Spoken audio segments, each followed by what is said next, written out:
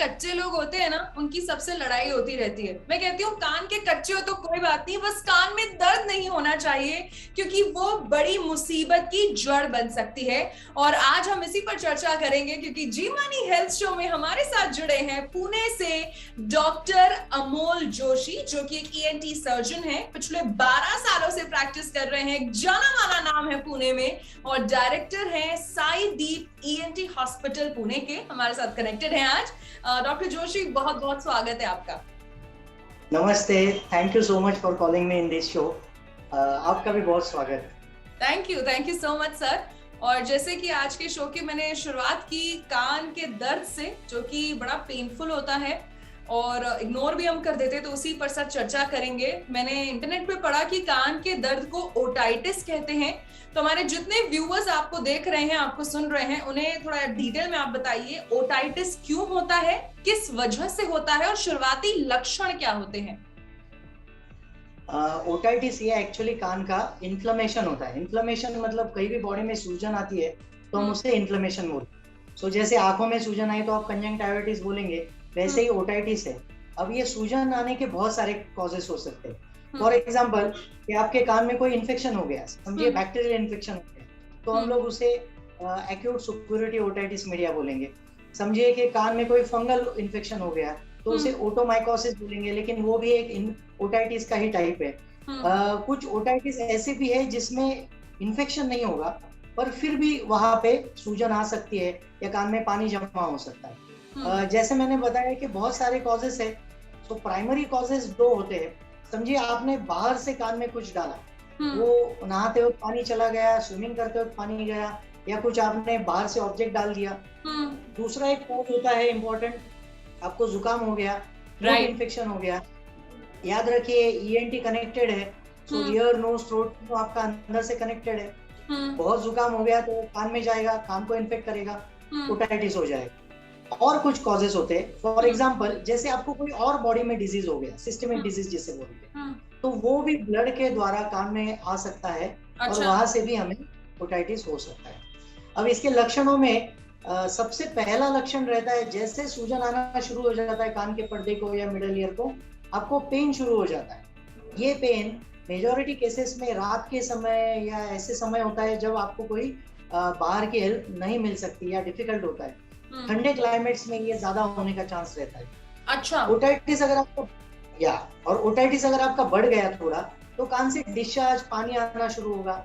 शुरुआत में पतला पानी जैसे फ्लूइड आएगा, धीरे धीरे उसमें येलो कलर आने लगता है, मतलब पीप जिसे पस बोलते हैं, तो पस आने लगता है। धीरे धीरे थोड़ा डिफरेंस भी इसकी वजह से आने लगता है। आपको आपका सुनना भी कुछ हद तक ओटाइटिस की वजह से कम हो सकता है। ओके। तो ये प्राइमरी, ये छोटा सा कान का दर्द जिसे हम इग्नोर कर देते हैं, नजरअंदाज करते हैं। हमने सुना ना डॉक्टर जोशी ने क्या कहा कि ये बहुत बड़ा गंभीर रूप ले सकता है। अच्छा डॉक्टर, आपने हमें कान के दर्द के बारे में बताया, बड़ी सारी चीजें जो हमारे व्यूअर्स को पता भी नहीं थी, आई एम श्योर पता भी लग गई। अब ये बताइए कि ये बच्चों में ज्यादा देखने को मिलता है। मैं भी जब छोटी थी मुझे भी कान का दर्द बड़ा सताता था, और बच्चे अब नादान हैं तो उस समय बहुत ही वो इम्पेशेंट हो जाते हैं, पैनिक कर जाते हैं। अक्सर पेरेंट्स भी इस चीज को नजरअंदाज कर देते हैं कि कोई बात नहीं, ठीक हो जाएगा, तो आप इसके बारे में कुछ बताइए हमें।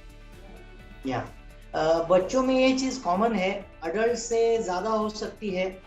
उसका सिंपल रीजन ये है कि नाक और कान को कनेक्ट करने का एक कनेक्शन अंदर होता है, उसे यूस्टेशियन ट्यूब बोलते हैं हम लोग। अच्छा। वो जो ट्यूब है, वो ट्यूब का जो लेंथ है वो बच्चों में बहुत छोटा होता है, और वो ट्यूब अडल्ट से ज्यादा वाइड होती है।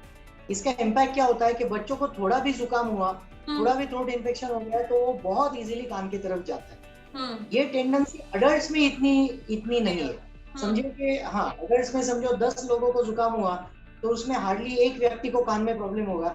बच्चों में यही प्रोपोर्शन 4 से 5 बच्चों तक ये हो सकता है, इसलिए बच्चों में ये कॉमन है।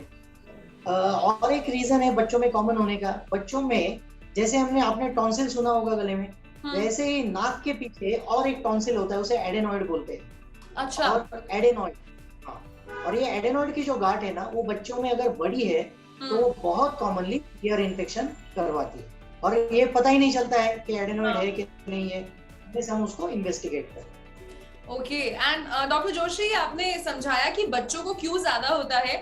अब मेरा ये सवाल है कि कई बार ऐसा देखा जाता है कि अब बच्चे को कान में दर्द हुआ, माँ बाप बोलते हैं कोई बात नहीं, तुम्हें वहम हो रहा है, डॉक्टर को नहीं दिखाते, कान में हुई हो गई है, कुछ ना कुछ कह के नजरअंदाज कर देते हैं, डॉक्टर को लेट दिखाते हैं। अब आप ये बताइए कि अगर इसका सही समय पे इलाज नहीं होगा तो क्या आगे चलकर ये कोई गंभीर रूप ले सकता है? करेक्ट।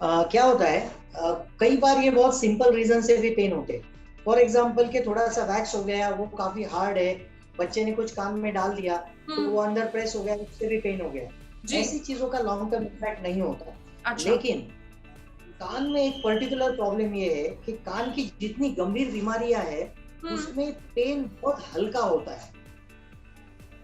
जो कान की कम गंभीर बीमारियां है उसमें थोड़ा ज्यादा पेन रहता है।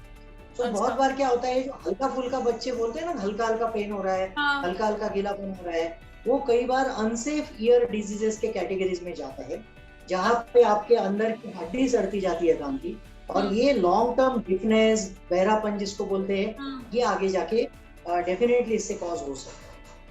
और एक बात समझने की जरूरत है, आपके कान के बहुत ही पास में पूरा ब्रेन है, कान के पीछे भी ब्रेन है, ऊपर के हिस्से में भी ब्रेन है। बहुत इजीली ईयर इन्फेक्शंस ब्रेन में जाके ब्रेन एब्सेस तक की नौबत आ सकती है। इसलिए अगर कोई पेन 1-2-3 दिन से ज्यादा दिन है, बच्चा कंप्लेन कर रहा है, परसिस्टेंटली कंप्लेन कर रहा है, भले ही वो पेन बहुत तेज ना हो, हल्के हो, आपको उसको अटेंशन देना पड़ेगा। आपने बिल्कुल सही कहा। और देखिए, आपका बच्चा है, अगर वो शिकायत कर रहा है कि उसे कान में दर्द हो रहा है, भले ही वो कम भी है, उसे नजरअंदाज मत करिए, उसे पोस्टपोन मत करिए। अपने नजदीकी ईएनटी स्पेशलिस्ट, ईएनटी सर्जन से बच्चे की जांच जरूर करवाइए। एंड एक और चीज सर, हमने बीमारी के बारे में जाना, कॉजेस, उसके लक्षण आपसे पूछे, अब उपचार भी आप हमें बताइए कि किस तरीके से ट्रीटमेंट किया जाता है। बच्चों का ट्रीटमेंट क्या बड़ों के ट्रीटमेंट से अलग होता है? ईयर ड्रॉप्स होती हैं, एंटीबायोटिक्स होते हैं, क्या होता है और कितने समय तक लेना पड़ता है? करेक्ट। जनरली ये जो ओटाइटिस है, इसका मेजॉरिटी ट्रीटमेंट मेडिकल ट्रीटमेंट होता है। अच्छा। तो मेडिकल ट्रीटमेंट में क्या क्या आता है, ईयर ड्रॉप्स होते हैं। ईयर ड्रॉप्स में एंटीसेप्टिक ड्रॉप्स होते हैं। अच्छा। जो इन्फेक्शन है तो जर्म्स को किल करेंगे। उसमें एनाल्जेसिक ड्रॉप्स भी होते हैं। एनाल्जेसिक ड्रॉप्स मतलब जो पेन को कम करने में हेल्प करते हैं। समझिए किसी को फंगल इन्फेक्शन हुआ कान को, तो उसके लिए कुछ अलग से एंटी फंगल ड्रॉप्स होते हैं। अच्छा। तो बहुत से लोगों को लगता है कि ईयर ड्रॉप मतलब एक ड्रॉप। हाँ, वो केमिस्ट के पास जाते हैं और बोलते हैं कान की ड्रॉप्स दे देना। हाँ, तो वो एक वैक्स वाला ड्रॉप दे देता है। मान लीजिए कि किसी को ईयर इन्फेक्शन है, उसने वैक्स का ड्रॉप डालता रहा तो वो और ऑयली हो जाएगा और वो खराब हो जाएगा और उसका फायदा भी कुछ नहीं होगा। समझ गए? तो इस टाइप की ईयर ड्रॉप्स है। दूसरा, ओरली मेडिसिन लेने पड़ते हैं। अच्छा। क्योंकि अंदर जो ईयर ड्रम है, कान का पर्दा, उसके अंदर का जो हिस्सा है, मिडल ईयर और इंटरनल ईयर, उसके इन्फेक्शंस में आपके ईयर ड्रॉप ज्यादा काम नहीं करते। उसके लिए आपको ओरल मेडिकेशन ही लेने पड़ते हैं। स्पेशली बच्चों में कंडीशन होती है ओटाइटिस मीडिया विद ग्लू, उसको शॉर्ट फॉर्म में ओएमजी बोलते हैं, ओ माय गॉड। तो ओएमजी का जो बीमारी है उसमें आपके ड्रॉप्स और मेडिसिन बहुत बार काम नहीं करता और हमें यहाँ से कान से उसको ड्रेन आउट करना पड़ता है। एक छोटा सा प्रोसीजर होता है उसके लिए। ओके।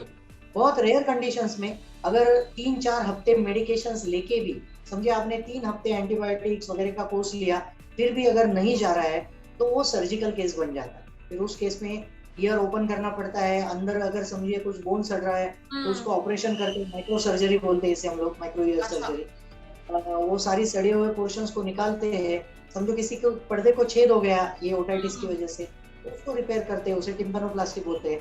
तो सर्जिकल ट्रीटमेंट का रोल आता है। सपोज अगर 2-3 वीक्स के बाद भी ये आपका कान का प्रॉब्लम सॉल्व नहीं हो, और वैसे अगर कुछ इंडिकेशंस है, और उसके लिए एक सिंपल टेस्ट भी होता है। हम लोग एक एंडोस्कोप डाल के चेक करते हैं। अच्छा, दूसरा तो कान की भी एंडोस्कोपी होती है? उसे ओटोस्कोपी बोलते हैं। कान की भी एंडोस्कोपी होती है, ओटोस्कोपी। ओटोस्कोपी। ओके। यस। और एक हियरिंग का टेस्ट होता है, ऑडियोमेट्रिक, प्योर ऑडियोमेट्रिक। और जैसे मैंने बोला, बच्चों के लिए और एक टेस्ट करते हैं, OAE, ऑटो अकॉस्टिक एमिशन नाम का टेस्ट है। अच्छा। तो ऐसे कुछ, ये सारे टेस्ट एक्चुअली देखा जाए तो बहुत चीप है, लेकिन बहुत यूजफुल है। आप कान के डिजीजेस बहुत अच्छे से डायग्नोज कर सकते हैं। तो इसको नजरअंदाज करने से अच्छा है कि आप कहीं भी अपने पास के ENT सर्जन के पास जाइए, उनको कान दिखाइए, अगर उन्होंने कुछ टेस्ट रिकमेंड किए तो वो कीजिए, और earlier the treatment better are the outcomes.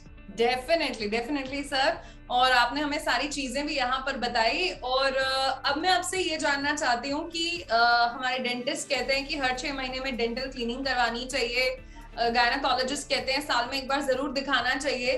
तो एज ए ईएनटी सर्जन आप लोगों को क्या राय देते हैं? बिकॉज मैंने हमेशा ये देखा है कि कान का चेकअप लोग नहीं करवाते हैं, और अगर कान साफ भी करना हो जो हाथ में आया उससे साफ कर देते हैं, जबकि ईयरबड बनाए। सो हमारे सभी व्यूअर्स को बेसिक ईयर केयर के आप टिप्स जरूर दे दीजिए आज। यस, सबसे बेसिक ईयर केयर ये है कि आप कान में कोई भी एक्सटर्नल ऑब्जेक्ट्स मत डालिए।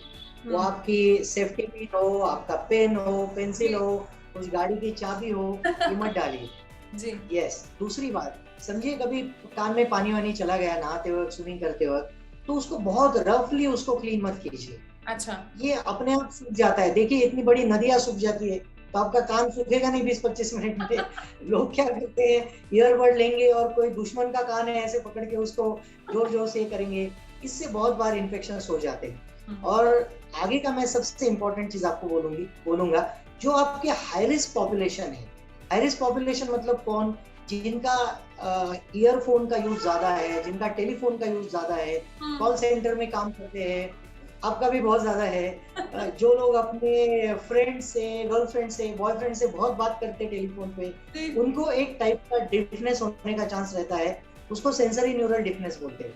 अच्छा। एक्सेसिव यूज ऑफ टेलीफोन या एक्सेसिव लाउड नॉइज में जो लोग रहते हैं, स्ट्रीट पे जिनकी दुकान है, या जो डीजे है, या ऐसे लाउड म्यूजिक में काम करते हैं, उन्होंने साल में एक बार सिंपल ऑडियोमेट्री का टेस्ट जरूर करवाना चाहिए। क्योंकि अगर आपको कोई भी कान का सिम्टम नहीं है, फिर भी आपको सेंसरी न्यूरल लॉस, मतलब आपके नर्व कमजोर होना, ये ग्रेजुअली होता जाएगा, और वो 50-60 डेसिबल के ऊपर जाने के बाद हम लोग उसको रिवर्स नहीं कर सकते। इसलिए दो ही चीजें हैं, एक तो एक्सटर्नली कुछ मत डालिए, और जिनका कान का यूज बहुत ज्यादा है, टेलीफोन का यूज बहुत ज्यादा है, उन्होंने साल में एक बार जरूर एक सिंपल ऑडियोमेट्री करनी चाहिए, ठीक है, जिससे आपको हियरिंग का पता चले। अच्छा सर, जो ईयरबड है उसका इस्तेमाल रोज करना चाहिए हमें, like ear cleaning has to be done daily? Absolutely not. It is not necessary. Believe me, ear is a self-cleaning organ. भगवान ने ऐसा मैकेनिज्म किया है कि वैक्स अपने आप बाहर तक आता है, हमें महसूस होता है और फिंगर से निकल जाता है। समझ गया? सिर्फ 5% या 10% लोग हैं जिनको बहुत ज्यादा वैक्स बनता है, उन्हीं को डॉक्टर के पास 1 या 2 साल में जाके वैक्स क्लीनिंग करवाना पड़ता है। बाकी लोगों को यूज करना एब्सोल्युटली नेसेसरी नहीं है, इनफैक्ट कॉन्ट्राइंडिकेटेड है। तो यानी कि ईयर की भी क्लीनिंग होती है, मतलब डॉक्टर के पास जाके आप कान भी साफ करवाते हैं? यस, अगर किसी को बहुत ज्यादा वैक्स हो गया, उसका स्टोन हो गया, उसको उस कान से सुनाई नहीं दे रहा है, पेन हो रहा है, तो हम लोग उसको सॉफ्टन करके प्रॉपर एयर सक्शन से वो सारा मैल निकाल लेते हैं। 20-25 मिनट का छोटा सा ओपीडी प्रोसीजर रहता है। ओके, तो डॉक्टर हमारे शो का एक सेगमेंट है टिप ऑफ द डे, तो कोई एक छोटी सी सिंपल सी कोई एक ईयर केयर टिप जो आप सभी व्यूअर्स को देना चाहें? सिंपल टिप है, एक्सेसिव मोबाइल का या ब्लूटूथ का, हेडफोन्स का यूज कृपया मत कीजिए। वो ऐसे प्रॉब्लम क्रिएट करेगा जो ट्रीटेबल नहीं है। तो ये tip of the year for this 2022 में, ठीक है। मैं तो डेफिनेटली फॉलो करने ही वाले हूँ इसे। So thank you so much doctor Amol Joshi, आप पुणे से जुड़े, आपने अपना कीमती वक्त निकाला और इतने अच्छे टिप्स आपने सबको दिए। बड़ी सारी बातें मुझे भी नहीं पता थी, तो thank you so much. Yes, hope कि आपसे फिर मुलाकात होगी किसी और टॉपिक पे। डेफिनेटली। तो ये थे डॉक्टर अमोल जोशी, जिनसे आज हमने बात की ओटाइटिस के बारे में। देखिए, छोटी छोटी चीजें गंभीर बीमारी का रूप ले लेती हैं और हमें पता भी नहीं चलता है, और घर में बच्चे हैं तो डेफिनेटली थोड़ी एक्स्ट्रा प्रिकॉशन और अटेंशन की जरूरत है। उम्मीद करती हूँ आपको आज का ये वीडियो पसंद आया होगा। आपका कोई फीडबैक है या कोई सवाल है तो आप कमेंट बॉक्स में पोस्ट करके हमें जरूर बता सकते हैं। मीनवाइल मैं नेहा बजाज आपसे लेती हूँ इजाजत। मिलूंगी आपसे जी मानी हेल्थ शो के एक नए एपिसोड में, नए सुपर स्पेशलिस्ट, नए मेडिकल एक्सपर्ट के साथ। टिल देन अपनी सेहत का ख्याल रखिए, स्वस्थ रहिए, मस्त रहिए और देखते रहिए हमारा शो जी मानी हेल्थ शो।